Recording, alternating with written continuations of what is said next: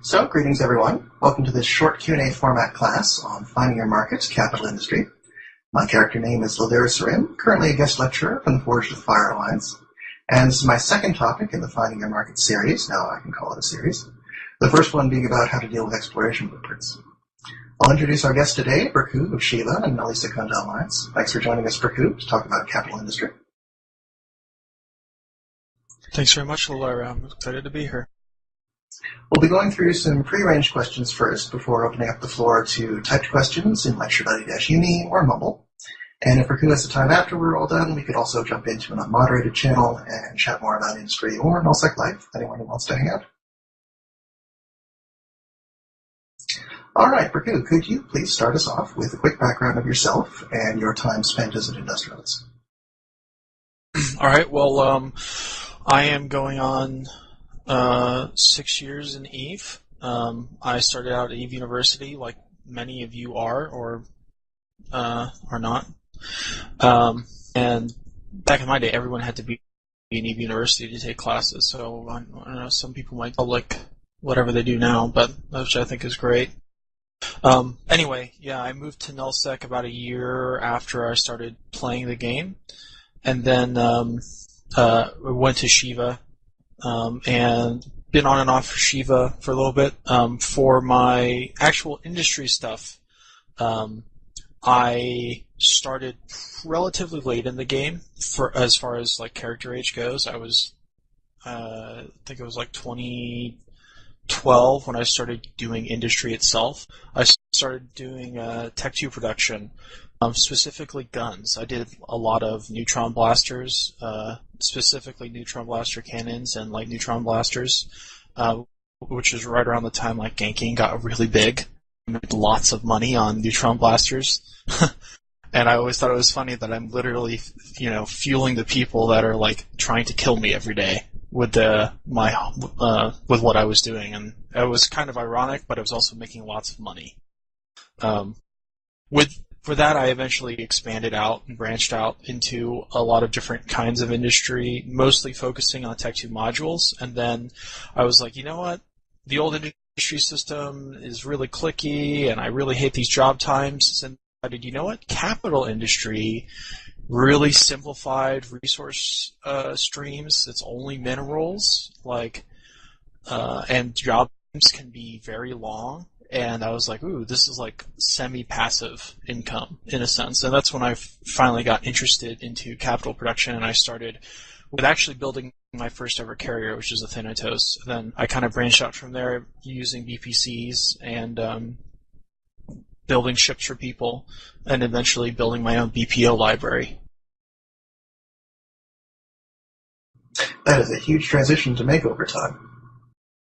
Yes, it is. I mean, a capital BPO set is in the neighborhood of about 25 billion just for the parts. So it's a lot of gradual buildup. I know it's like, it sounds, I started doing neutron blasters and then I started pooping out 10 Archons at a time. But it was, it's a lot of like, okay, well, this is my first capital BPO, and I researched all of my own stuff, which is, like as I went, I would use BPCs off the market, and then I would acquire a BPO, and that would go into research, and then eventually I could start using it. It was over a period of about a year and a half where I built up my library, my capital library, that is. So definitely in it for the long haul once you decide to get there. Right. For the longest time, capital ships have really just been the mainstay of wealth in Eve. People invest into them, and they've always been a super important thing, as from the standpoint of player investment. It takes millions and millions and millions of skill points to be a good capital pilot, and it takes the ships to require lots of investment for being able to maintain a capital fleet. It's just a lot of money, and up until now in Eve, it's been one of the essentially the gold standards that you can always just put money into capital stuff and it will probably hold its value. Unfortunately, that is maybe changing, but that's a different topic. Yeah, definitely. Let's get into back to sort of the manufacturing topic here. So could you define capital and supercapital ships and where they can be made? So capitals and supercapitals are both ships that are built off of minerals, which means they're Tech 1 in a sense. Every single piece can fundamentally be made with your 7 base minerals, and then the difference between them and normal Tech 1 production, whereas like Tech 1 ship production that some of you guys may be familiar with, like minerals goes into ship, and you can churn out thoraxes or you can churn out megathrons. There's an intermediate for capital ships, which is known as capital part construction. And there's actually capital construction parts, BP part blueprint item type. So it's not only that, but it's the for carrier, I think it's 10 or 11 distinct capital parts, and the amounts change depending on racial flavor and like ship type. Like a dreadnought has capital siege turrets or and capital turret hardpoints and stuff, and then a carrier doesn't have those. It has like capital drone bay whatevers, and those fundamental components are an intermediate step between your capital ship and your minerals. But going back to it, everything is made of minerals. The difference between capital and supercapitals is that while capitals can be built in a station, like everything else that can build, supercapital ships require sovereignty, and they require the sovereignty upgrade of the capital construction yards, which requires SOV 1 or strategic index. And just for people that have never heard of anything about SOV, strategic index is essentially how long have you held this space? How long has your name been on this space?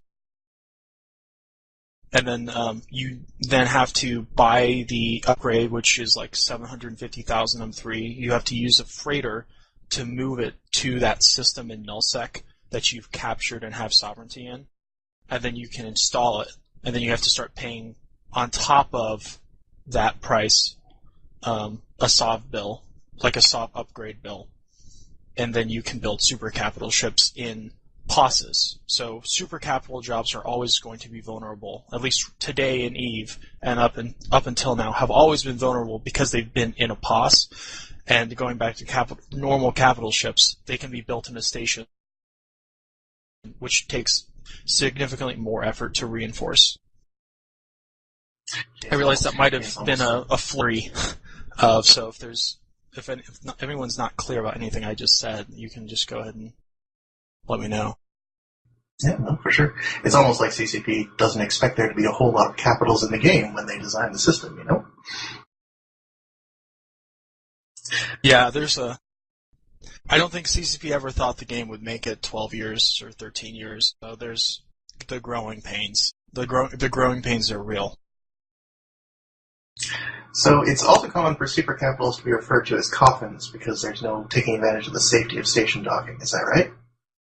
Oh, yeah. So a supercapital ship can never dock. There are a few examples of supercapital ships that are actually like in stations. That's because they aimed and the GM reimbursed them in that station, and sometimes they're in JITA. Why some people might have seen like those supercapital ships in videos of like, oh my god, there's a 4-4. Mm-hmm. Yeah, a couple questions in the chat just to clarify that things like freighters, jump freighters, carriers, and dreads, they're all the capital level class, so they can all be built in stations, right? Including yes, NPC they can. stations? Yeah. Yes, including NPC stations. They must be built in low sec or NPC null sec stations. They can't be built in regular high sec. Though I think part of the capital rebalance might allow caps in high sec, but again, that's a different discussion, and they might be able to be built there again. We'll see. As always in EVE, it depends. We'll see. Lots of exciting changes coming. How about wormholes? What are the options there? If you can't hold sovereignty there, what can you do? Well, you can still use what's known as I think it's an extra large ship assembly array. CCP renamed the assembly arrays, and I haven't had to use assembly arrays for a long time for normal caps. But essentially, anchor one of these assembly arrays that fit capital ships in your wormhole, and then you can either import the parts or you can import the minerals and refine them and build them into cap parts and then turn them into a cap ship in your wormhole, or you can bring in the capital ship through your wormhole chain if you're able to find a decent chain. When I was in one of the people that went with James Argett when he first started Future Corp, and we actually had an Archon in our little C2 that we built there, which is, some of you may or may not know that you have to build those ships in C2s because you can never get wormholes with a large enough jump mass to get your capital ship through. So you can actually build a cap fleet if you are interested in your low-class wormhole fence. And they can just never leave. And they can never leave, so they're stuck there forever, essentially. Well, it'd be interesting to find a corp who did that. So all that sounds delightfully complicated, but really, why would someone want to go to all the trouble of doing this? You've talked about, how you've done it in progression and passive income, but I mean, is it fun? Is it fun to see this, gigantic thing just undock knowing you've made it? I think the biggest thing that I always enjoy is when my job's finished, when I finish a run, and it's like I deliver, I just delivered 6 units of Archon or 3 units of Chimera, and I just kind of laugh because you always hear capital ships and you think, oh, these big massive things, and I'm just like delivering 5 units. I'm like reading the UI or reading my E-UNI notifications. Oh, you have 5 units of Archon to be delivered. It's like, so I don't know. It's like this nonchalant, like, oh yeah, just more Archons, but just gotta deal with those things. Sounds like they should get a cutscene for the more epic moments of industry. Yeah, like you get a big like unclamping, like the array opens up and the ship slides out, and there's like champagne bottles and confetti. Your Mimitar slaves to clean up later. It'd be amazing. I'll just alt-tab over into the Homeworld remake. That'll be good enough. Right. Oh, I bought it. I haven't gotten to play it yet. Just so much other stuff going on. It's worth it. It'll wait for you, but it's worth it. All right. So, if you were recommending to a friend who wants to get into capital industry, what would you say they should train up? As you did, or should they buy a character? The actual train for capital industry is not that big of a deal. I put together these plans. Apparently, my EVMON is out of date because it has the prereqs wrong. At least it had them wrong for the capital ship. But essentially, you just need your slot skills, and you need your capital ship construction. And I'll link that skill unless someone beats me to it. And it's linked in lecture.E-UNI, and if you check that out, you'll see that the requirements for it are actually not that high. Mechanics 5, Advanced Industry 5, and Industry 5. And you can determines what level of component you can build. So like level 1 is parts. So if you're just expanding your line, you just take the skill to level 1. If you already have a tune that builds for normal capital ships, you have to take it to 3. For super capitals, super carriers, you have to take it to level 4. Titans, it needs to be at level 5. And then the only other relevant skills are your mass production and advanced mass production skills. Capital ship construction to at least level 3 to build ships, and then... Alright, so basically the complexity, again, you have the lead time of that based on how far you want to go, how much you want to be able to manufacture. Yep. And then essentially those 2 books, which means you can conceivably turn out capital... I can turn out 10 lines in 2 months or something. All right. So it's easy enough to expand your lines. Excellent. So because the complexity is in moving these capital ships, do industrialists need to also be able to fly the ships they're making? I would say they do 90% of the time. You're going to want someone's going to be like, well, can you deliver it for me? And that's just whenever someone wants you to deliver their capital ship, it's like, okay, well, now they're literally opening their wallet and saying how much if they're already committed to a sale. I actually originally made money by essentially operating as a service where I would like assemble the fit for an upsell and then sell the movement of it. Nowadays the movement is harder because of the Phoebe changes that happened in November, whenever Phoebe was. But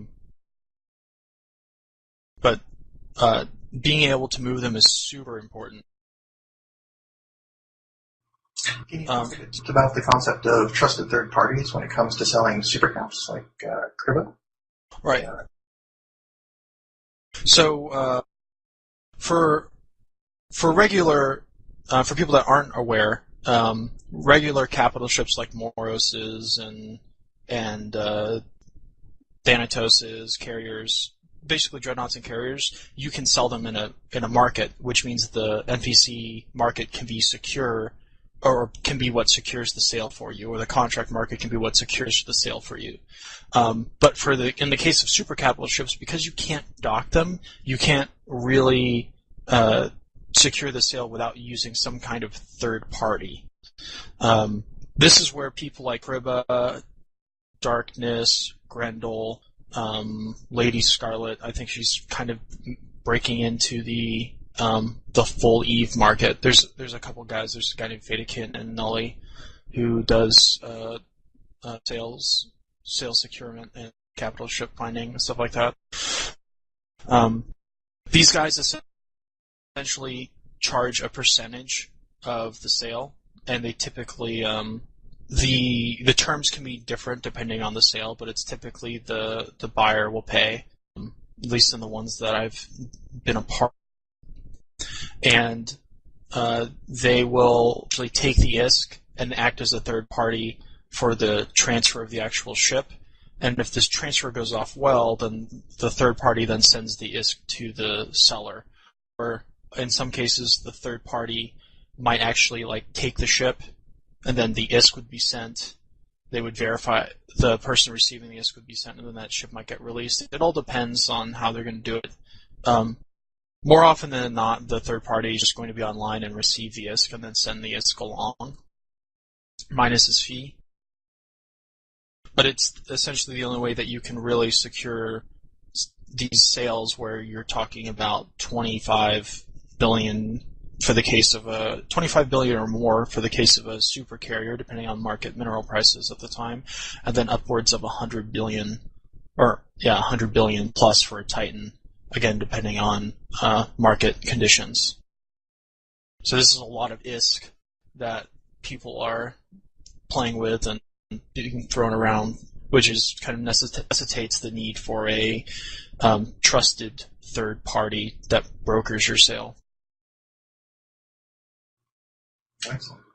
So, can you tell us who actually needs capital ships? Who is spending these hundreds of billions of ISK, and which races are currently the most popular? Currently, the most popular races of capital ship are a Mar, the Slowcat, and then for the Dreadnought, it is the Mimitar, the Naglfar.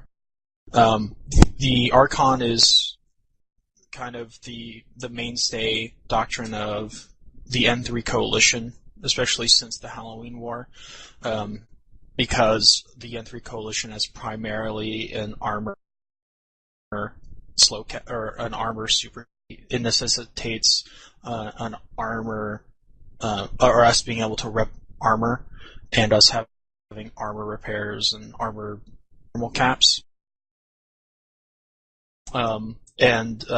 For essentially, for people that aren't aware, a Slowcat doctrine essentially revolves around having critical mass of carriers so that you can tank anything until downtime.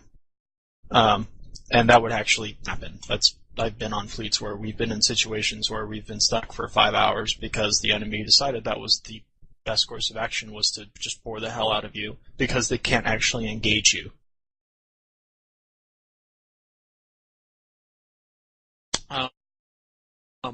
For like repping posses, you can use things like a Nidhogger. Suicide triage Nidhoggers are really neat because they have the Nidhoggers a mount bonus to its hull, so you can use a Nidhogger, and if you're repping something that has a lot of hit points, then it can make things go way faster and is way useful for that. In wormhole space.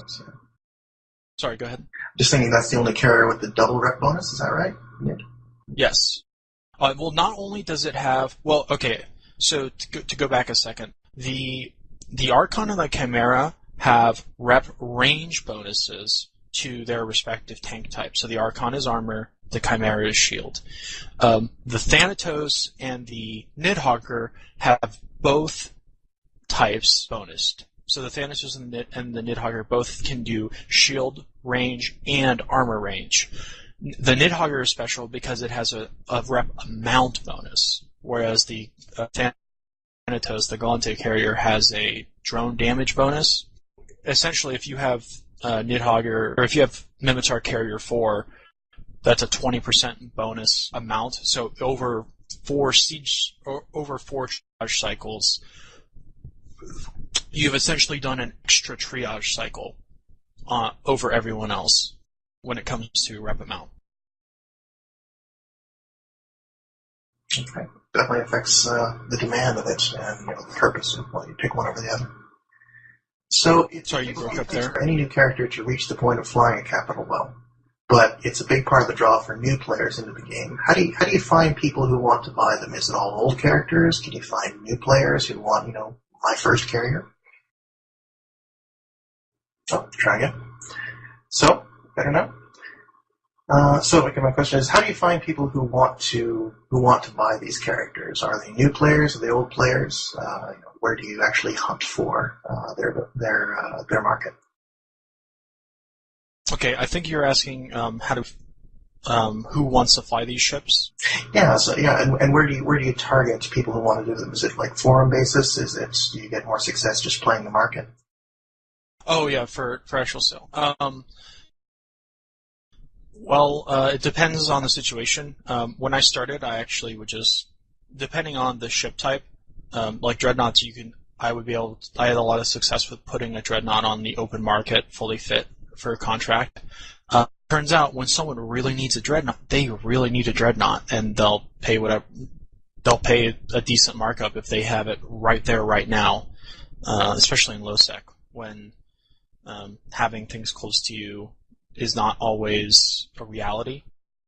In nullsec, there's actually a little bit more activity and a couple more sellers, especially now that the Phoebe changes a fit and it's so much harder to move the ships in general. Like, I'm back. There we go. Loud and clear. All right, so you dropped out right around the time you were talking about, I believe it was people who really wanted Dreadnought. Right. So, before I could just move the capital ship essentially wherever I needed, wherever the sale was. Now, it's especially now that CCP's is changing sovereignty. I've actually stopped building. Before I could just build ships and then find a... Just a few bubble issues, not to worry. Alright, so wait, can you guys hear me? Am I here? You're back. Am I alive? Back. Oh, sweet, I'm alive.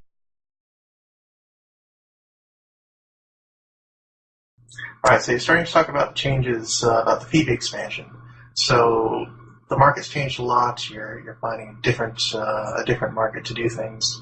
And we had a few questions in the chat about, what really has jump fatigue done to the market for capitals? Why, does being able to jump stargates make a difference? That kind of thing. The big thing with jump fatigue, or the biggest change, is that the market I've seen, feels like it's more focused on the forge. Before you could kind of pull anything you wanted from anywhere. Like, though there are still some places where people are still manufacturing that aren't the forge. But the lowest capital prices are definitely in and around, like Akora specifically is a big capital yard. But in that area around Jita, the Forge Losec, you see a lot more people building now. And the further away you get from Jita, the higher the prices are going to be typically because of the changes to it takes so much more time now for me to import my materials where I live, which is in Esoteria, which is relatively far south. I mean, I think my jump route at one point was like 7 mids or something stupid like that to go if I wanted to go directly from Jita to where I live. So while being able to take gates does bring in interesting like combat situations and more considerations from like how you move your capital ships in actual PvP situations. From a seller's perspective, if I can avoid moving it, then I will do that. It can take multiple hours to move a ship three midpoints, which is 15 light years, because of the way the fatigue works. Do you think that there's any difference in how someone can sell capitals to wormholers, where using a Sino within the wormhole system is not part of the mechanic, but maybe getting it to that entrance would be? It depends on what level of effort the wormhole people want to go through. For them, they don't typically worry about having built-up jump fatigue, so they are, say, 3 jumps away from where the ship is to where their wormhole exit or entrance is. They could just push their fatigue to the max, and then, I don't know, if they have a week's worth of fatigue, it doesn't matter because they're always just taking wormholes anyway. Although I was talking to a friend of mine about what they currently do, and it's more about opportunity cost. If they get a wormhole exit and there's a Moros for sale in that system, then hey, there's a Moros for sale. Let me just do that. If there is, or like if they maybe they'll see a good deal and they'll buy that ship that's a good price, and then they just wait the whole rolls relatively close to that, and then and when Bob smiles, they'll jump in the. Yeah, definitely impacted by the will of Bob for sure. So I haven't finished actually watching all of the FanFest panels. I'm sort of halfway through day 2 still. Where do you think the upcoming rounds of sovereignty changes will take the meta for sort of where capital ships are staged and how the demand will change? The biggest thing looking at what's going to happen is I think you're going to see a lot more hell camping, biggest thing, and it's going to be done with carriers. You're going to see people, if there's going to be a fight between people, or if there's like a sovereignty, the ultimate tactic is essentially going to be camping wherever they're staging from, and then with 50 to 100 dudes, and then take your other 50 dudes, and they will go cap points, and they'll move around in some kind of mobile nullified Tech 3 fleet, or maybe they'll be in Tech 3 destroyers. It'll depend. But you'll have like a gang that's going to go around and cap the points, and then you'll have a capital blob that will sit on their undock and just camp them in for the duration of those timers. All right, it's going to be really interesting. I'm really excited to be part of the Nullsec Alliance to sort of see those changes happen from the inside out, for sure. Mm-hmm. Let's get back to some of the manufacturing questions before wrapping up and addressing some of the chat questions. What material requirements and logistics are really involved in the manufacture? You talk about 7 basic minerals, but CCP has to keep changing how industrialists do things. Like mineral compression used to be a thing. But now ore compression is a lot easier. Right. Like, what do you worry about when you think about, okay, I need this many minerals to put together a ship? There's a lot of third-party tools that I use when it comes down to figuring out what kind of ratios and what kind of compression I need. I'll link them 1 second. So eve-industry.org, and then another of my favorites. Sorry, I was typing and stuff at the same time. I didn't want to I can make noise with my super neat mechanical keyboard, but I figured I'd spare you. No, but then the other one is Fuzzworks, which is the website of Fuzzy Steve, or Steve Runikin, who just got reelected to CSM. Go Fuzzy Steve! He was in my top 3. I was super excited about that. Essentially, those two tools will allow you to figure out what you need to get as far as compressed ore, which is kind of the new de facto standard for moving minerals in large quantities. Where did I put those links? I had a neat flowchart, and I don't remember what I did with it. I think I might have those in the mail. I can dig them out. Those are 2 flowcharts. It'll show you the industry changes, essentially in a nutshell, for a capital producer. So the second one is the pre-Creus changes. Essentially, someone would mine the minerals, and then they would refine them. And then I didn't put that step in, but I would buy the minerals off the market. I would go build the modules that were used for compression. Most famously, the 425 millimeter railgun Mark I. I built a lot of those, and those would reduce the M3 size of the minerals to a point where you could then move them. It was to the point where like a jump freighter's worth was something on the order of 5 or 6 archons or whatever. And then I'd move those modules with the remaining minerals that didn't fit into the compression job. Would just be loose in my whatever I was moving them in, and then I would move them somewhere, reprocess the modules, and then I would have my minerals and build stuff. It was a lot like, for people that are familiar with chemistry, it's like you pick your limiting reagent, and then you have to bring the excess of what isn't being limited, and then you decompress it, and then boom, you have minerals where you can do stuff with. The post-Creus changes, where someone mines the ore, and then they compress the ore, and then you can just buy the compressed ore. I ship it, and then I can uncompress it or refine it, and then I would stuff. The big drawback or the big change is that now I needed the skills to refine my ore, which was a couple months train on my tune, on my main industry tune, and then I can't recompress the ore anymore because of the way reprocessing was changed. Before you could get like 100% reprocessing returns. Now you can't. I think it's like 50% or 55% skills. You can once your modules are uncompressed, you've essentially blown your load, and it's like, oh well, you can't move them anymore. So you can, if you refine in the wrong place, then you're not in. You miss out on the bonuses that you get from refining in the right place, and 2, you now have a lot of minerals in a place you might not really want them if you screw up the refine. Oh, understandable.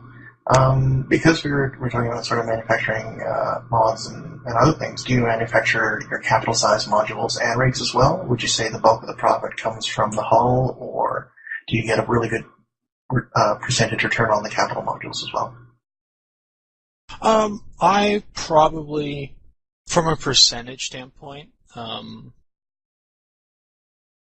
don't know. It's probably I like to think I'm like the honest, like, capital seller or whatever. So I charge, for Alliance, I charge like 7.5% markup over the JITA price, typically. Unless it's a case where my cost is significantly higher than JITA sell, in which case then I charge 7.5% on my price. Then for courtmates I charge less. For public sales I charge more. And that's the other big thing that you have to take into account now is build cost, like actual the percentage build cost that you do with every single job, the install cost. Whereas before it was like, I don't know, 10,000 ISK or maybe 1 million ISK total in build cost for all of the parts and for the actual build job. Now with the scaling cost multiplier, or I don't know if I want to call it a multiplier, but now with the scaling cost index, you can pay like 60 mil in total for your jobs, which in some cases was your margin. Like for an Archon, you might only be making 60 mil on that Archon. So if there's a lot of cases now where I have to think a little bit harder than I used to. That definitely is something that I hardly think about at all. It's just a high-sec manufacturing tune. Like, industry index doesn't really affect my line anyway, but for the size of those build jobs, you can see how it adds up. Oh, I mean, it's for an Archon, you're looking at, I think right now it's 1.15, 1.16. I haven't built one in a month or so because with the changes and everything in flux, I haven't needed to. I literally have a stack of Archons I'm sitting on right now. It's just kind of, there's not really a reason for me to keep churning things out when it looks like we may not even use them. I don't know. There's so much in flux right now in the capital market. It's been really good to me up until now, but now it doesn't look like it's going to be that super good. I have a good friend of mine that's a CFC cap producer, and he's in a very similar predicament where he's scaling back because we just don't know what the future holds right now, and We'll have to see where CCP goes with things, because capital ships are moving to a place where they're not really that great. Well, they'll still certainly be needed, but I think that's an excellent note to end the formal questions. So we can take a quick coffee sip break, and I'll just start scrolling back through the lecture text questions and see what ones we might have missed. I had some other questions on just, a lot of people wondering about the actual math of how, again, sort of the time and the investment to produce it. Do you actually still get a profit about it? There's a lot of, questions about how, when you're also fighting, sort of market PvPers, it's like, well, you're manufacturing something at a loss. The lowest market price is lower than it cost you to make it. But when you're out in sort of 0-0 space, when you've got kind of a captive audience, do you find that makes a difference? Do people still like bargain hunt, or do they just want to buy from within their lines? People will try and bargain hunt, but everyone out here is dealing with the same situation of it costs a lot of ISK to move the things you need out here. I know some people, I remember seeing people bringing up that, capital module or capital components are so cheap in JITA, why don't people just build with those and blah, blah, blah, save time and whatever. A capital ship component is 10,000 M3. Think about that for a second. A capital ship job requires, and this is like off the top of my head math, on the order of like 200 parts. So you're quickly above a single freighter of parts just doing a Thanatos job. And jump freighters are even smaller, right? And jump freighters are even smaller. Jump freighters are a third with max cargo fit. And this is a hunch because I've never really gotten into the capital component, like straight capital component production, because I looked at what the hauling was of like buying capital components and went like, forget that, like table flip, not even worth my time to look at math for. When I actually was getting started in capital production, a friend of mine was like, yeah, we should just build them in this and then in this system, and then we'll move them to this low-sec system in blockade runners. And I was like, mate, hold on, mate. Do you really want to do 200 trips back and forth in your blockade runner? And I just kind of like scoffed at him. And this is just a hunch. I think people that sell capital parts are, oftentimes just trying to maybe recoup investment, or like they have excess parts, and sometimes they just get traded, and they get. Like, those capital parts might get injected into JITA, and they just kind of get thrown around in the echo chamber that is market PvPers doing stuff in JITA. Because minerals are free. That's a good point. Because minerals are free. Yeah, they just mine a lot, and their minerals are free. Oh, God. Hey, it's fun, right? Yeah. I make $1 billion an hour because I just do all of my mining myself. Because I only do. No, I don't. I don't do that. All right. So from what I can tell, I've covered, or at least the discussion has covered all the questions currently in chat. So feel free to ask more if you like. We're getting up on to the end of the hour. And yeah, Brakoo, I'm not sure if you are interested in linking your forum thread on E-University for actually selling stuff. Maybe you have a few things that you want to sell off, but if you do, feel free to link that. Oh, that thread? I haven't used it in so long. I just used to watch a little bit in last winter. So. Yeah, back before the Phoebe changes, and I think I saw someone ask about essentially before Phoebe is if you had your Sino chain set up, you could jump as fast as you could regen your capacitor.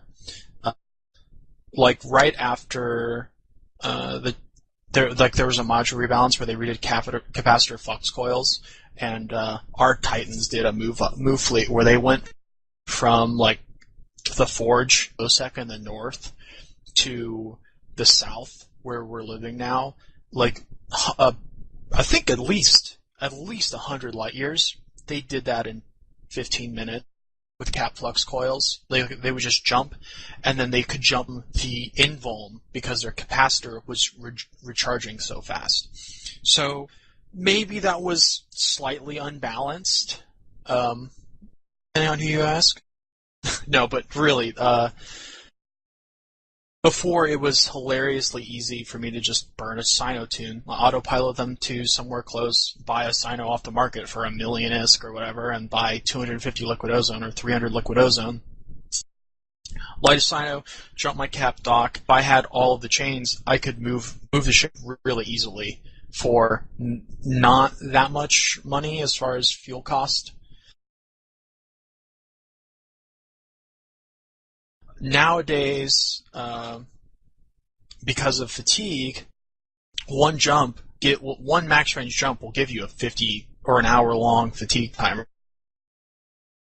Get like a 4.5 hour fatigue timer, which means if you jump after that 4.5 hour fatigue timer, you then have like a couple days or a day and a half or something stupid. I just don't mess with it with regular cap ships, because you can quickly find yourself in a position where you get a lot of fatigue and your jump activation timer is like stupid high, and it just scales retardedly, and it does the intended goal of stopping people from being able to move capital ships everywhere super fast,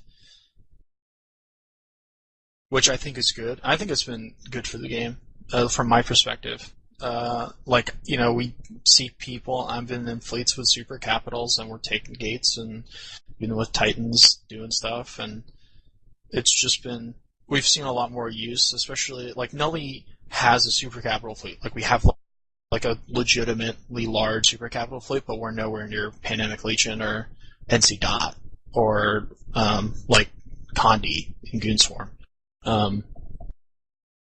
So with the changes, we don't really we swing our super capitals around and do stuff, and haven't been able to been able to use them a lot. So it's been kind of fun. It's been kind of neat doing that, where we might not have been able to before. Yeah, I'm definitely training, there towards being able to fly dreads and carriers, in a useful way. And even though I won't necessarily be involved in force projection, I'm interested in seeing what happens, especially for home defense and seeing how the mesh changes. So it's everybody I talk to is they're interested to see where this soft stuff is going. And even though it's a pain in the butt for logistics, the actual gameplay of using supers and caps should be, people still seem to like it. I mean, it's, you get to take out this big toy that makes dreads disappear in 15 seconds, 20 seconds. It's, when you're doing 10,000 DPS on a target, it just is kind of neat. All right, question from Melkor. When you build in low-sec, did you use a POS or a station? And if you use a POS, how do you keep it safe? A cap assembly array must look like a juicy target. I'm sure the super cap assembly arrays look juicy too. No. Yeah. If you've ever seen a super capital assembly array, it used to be the capital ship assembly array in the old version. It's like a quarter of the size of the space inside of a large tower. It's literally gigantic. Literally. I've never done capital construction in low-sec.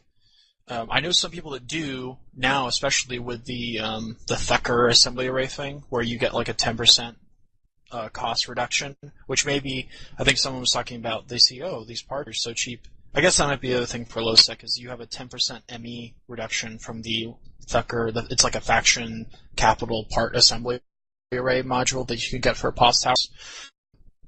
That'd be the kind of thing where if you're like the biggest low-sec entity in your area, you probably won't have an issue keeping your POS safe.